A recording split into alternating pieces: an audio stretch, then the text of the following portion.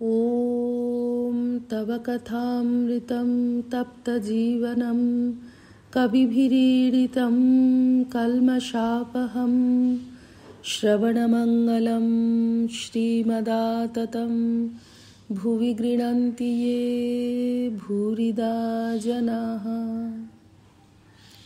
দক্ষিণেশ্বরে পণ্ডিতজি কাঁপতেন নরেন্দ্র প্রভৃতি ভক্ত সঙ্গে। 1885 13ই জুন। শ্রীরামকৃষ্ণ। শ্রীরামের সঙ্গে ছেলেবেলায় খুব প্রণয় ছিল। রাত দিন একসঙ্গে থাকতাম, একসঙ্গে শুয়ে থাকতাম। তখন 16-17 বৎসর বয়স। লোকে বলতো এদের ভিতর একজন মেয়ে মানুষ হলে দুজনের বিয়ে হতো। তাদের বাড়িতে দুজনে খেলা করতাম। তখনকার সব কথা মনে পড়ছে। তাদের কুটুম্বেরা পালকি চড়ে আসতো, বেয়ারাগুলো হিঞ্জোড়া হিঞ্জোড়া বলতে থাকতো। শ্রীরামকে দেখব বলে কতবার লোক পাঠিয়েছি। এখন চানকে দোকান করেছে। সেদিন এসেছিল, 2 দিন এখানে ছিল। শ্রীরাম বললে ছেলে পিলে হয় নাই, ভাইপোটিকে মানুষ করছিলাম, সেটি মরে গেছে। বলতে বলতে শ্রীরাম দীর্ঘ নিঃশ্বাস ফেললে, চোখে জল এলো। ভাইপোর জন্য খুব শোক হয়েছে। আবার বললে ছেলে হয় নাই বলে স্ত্রীর যত স্নেহ ওই ভাইপোর ওপর পড়েছিল, এখন সে শোকে অধীর হয়েছে। আমি তাকে বলি, খেপি, আর শোক করলে কি হবে, তুই কাশি যাবি? বলে খেপি, একেবারে ডাইলিউট হয়ে গেছে। তাকে ছুঁতে পারলাম না, দেখলাম তাতে আর কিছু নাই। ঠাকুর শোক সম্বন্ধে এই সকল কথা বলিতেছেন। এদিকে ঘরের উত্তরের দরজার কাছে সেই শোকাতুরা ব্রাহ্মণীটি দাঁড়াইয়া আছেন। ব্রাহ্মণী বিধবা, তার একমাত্র কন্যার খুব বড় ঘরে বিবাহ হইয়াছিল। মেয়েটির স্বামী রাজা উপাধিধারী, কলিকাতা নিবাসী, জমিদার। মেয়েটি যখন বাপের বাড়ি আসিতেন তখন সঙ্গে সেপাই শান্ত্রী আসিত। মায়ের বুক যেন 10 হাত হইত। সেই একমাত্র কন্যা কয়দিন হইল ইহলোক ত্যাগ করিয়া গিয়াছে। ব্রাহ্মণী দাঁড়াইয়া ভাইপোর বিয়োগ জন্য শ্রীরাম মল্লিকের শোকের কথা শুনিলেন। তিনি কয়দিন ধরিয়া বাগবাজার হইতে পাগলের ন্যায় ছুটে ছুটে ঠাকুর শ্রীরামকৃষ্ণকে দর্শন করিতে আসিতেছেন, যদি কোনো উপায় হয়, যদি তিনি এই দুর্জয় শোক নিবারণের কোনো ব্যবস্থা করিতে পারেন। ঠাকুর আবার কথা কহিতেছেন। শ্রীরামকৃষ্ণ ব্রাহ্মণী ও ভক্তদের প্রতি। একজন এসেছিল, খানিকক্ষণ বসে বলছে, যাই একবার ছেলের চাঁদ মুখটি দেখি গে। আমি আর থাকতে পারলাম না, বললাম, তবে রে শালা, ওঠ এখান থেকে।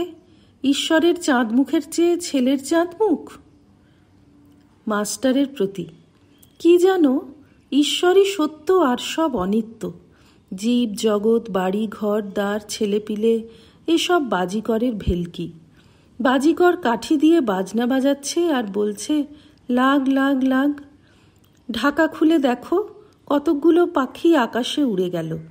কিন্তু বাজিকরই সত্য আর সব অনিত্য। এই আছে, এই নাই। কৈলাসে শিব বসে আছেন, নন্দী কাছে আছেন। এমন সময় একটা ভারী শব্দ হলো। নন্দী জিজ্ঞাসা করলে, ঠাকুর, এ কিসের শব্দ হলো?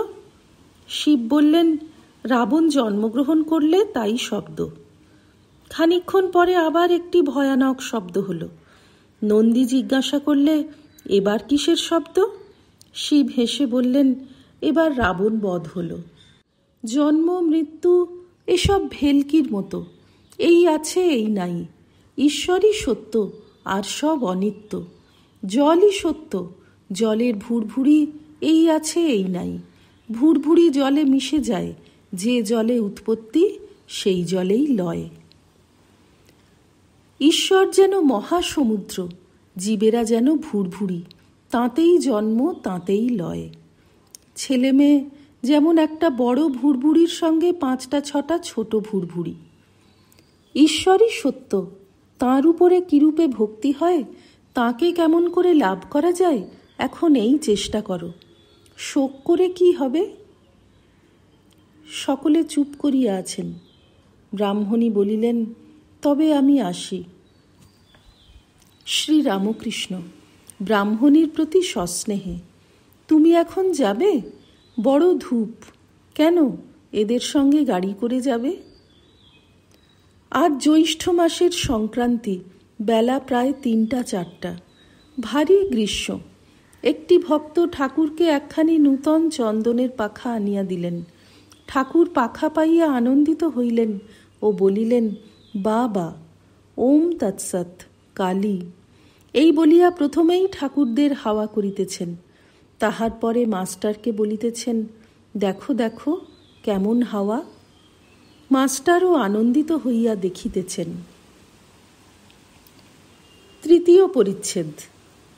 কাপ্তেন ছেলেদের সঙ্গে করিয়া আসিয়াছেন। ঠাকুর কিশোরীকে বলিলেন, এদের সব দেখিয়ে এসো তো ঠাকুর বাড়ি। ঠাকুর কাপ্তেনের সহিত কথা কহিতেছেন। মাস্টার, দ্বিজ ইত্যাদি ভক্তেরা মেঝেতে বসিয়া আছেন। দমদমার মাস্টারও আসিয়াছেন। ঠাকুর শ্রীরামকৃষ্ণ ছোট খাটটিতে উত্তরাস্য হইয়া বসিয়া আছেন। তিনি কাপ্তেনকে ছোট খাটটির এক পার্শ্বে তাহার সম্মুখে বসিতে বলিলেন। শ্রীরামকৃষ্ণ, তোমার কথা এদের বলছিলাম, কত ভক্তি, কত পূজা, কত রকম আরতি। কাপ্তেন সলজ্জভাবে, আমি কি পূজা আরতি করব? আমি কি? শ্রীরামকৃষ্ণ, যে আমি কামিনী কাঞ্চনে আসক্ত, সেই আমিতেই দোষ। আমি ঈশ্বরের দাস, এ আমিতে দোষ নাই। আর বালকের আমি, বালক কোনো গুণের বশ নয়। এই ঝগড়া করছে আবার ভাব, এই খেলাঘর করলে কত যত্ন করে, আবার তৎক্ষণাৎ ভেঙে ফেললে। দাস আমি, বালকের আমি, এতে কোনো দোষ নাই। এ আমি আমির মধ্যে নয়, যেমন মিছরি মিষ্টের মধ্যে নয়।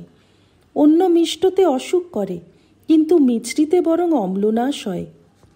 আর যেমন ওঙ্কার শব্দের মধ্যে নয়।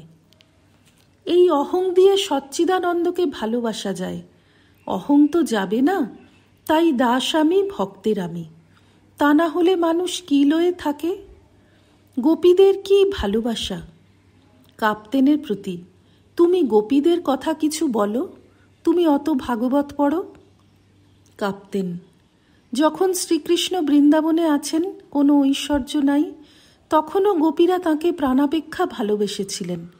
তাই কৃষ্ণ বলেছিলেন, আমি তাদের ঋণ কেমন করে শুধব, যে গোপীরা আমার প্রতি সব সমর্পণ করেছে, দেহ, মন, চিত্ত। শ্রীরামকৃষ্ণ ভাবে বিভোর হইতেছেন। গোবিন্দ গোবিন্দ গোবিন্দ এই কথা বলিতে বলিতে আবিষ্ট হইতেছেন। প্রায় বাহ্যশূন্য। কাপ্তেন সবিস্ময়ে বলিতেছেন, ধন্য ধন্য। কাপ্তেন ও সমবেত ভক্তগণ ঠাকুরের এই অদ্ভুত প্রেমাবস্থা দেখিতেছেন। যতক্ষণ না তিনি প্রকৃতিস্থ হন, ততক্ষণ তাহারা চুপ করিয়া একদৃষ্টে দেখিতেছেন। শ্রীরামকৃষ্ণ, তারপর? কাপ্তেন, তিনি যোগীদিগের অগম্য, যোগীভিরাগম্যম। আপনার ন্যায় যোগীদের অগম্য, কিন্তু গোপীদিগের গম্য।